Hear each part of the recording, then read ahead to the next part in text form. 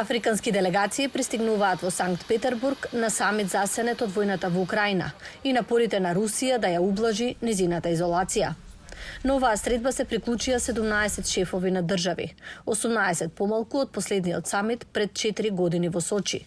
Москва го обвинува Вашингтон дека врши притисок врз африканците да не присуствуваат на самитот, на кој председателот Путин вети значителна директна помош за континентот. Мы будем готови уже в ближайшие. Подготвен сум да дадам бесплатно 25 до 50.000 тони жито на Буркина Фасо, Зимбабве, Мали, Сомалија, Централно Африканската република и Еритреја во наредните 3 до 4 месеци.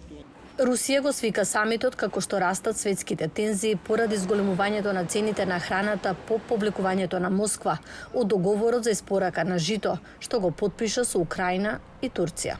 Yes, it's very, very important. Тоа е многу важно затоа што Русија е позната по ѓубривото кое во африканските земји е многу значено.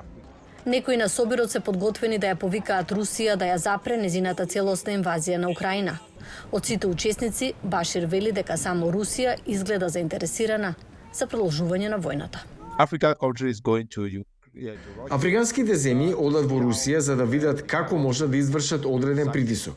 Се разбира, психолошки врз Русија и Украина да постигнат мировен договор. Многумина на Западот го гледаат во дневниот самит како пропаганден потек на Кремљ, за да покаже дека не е одсечен од светот.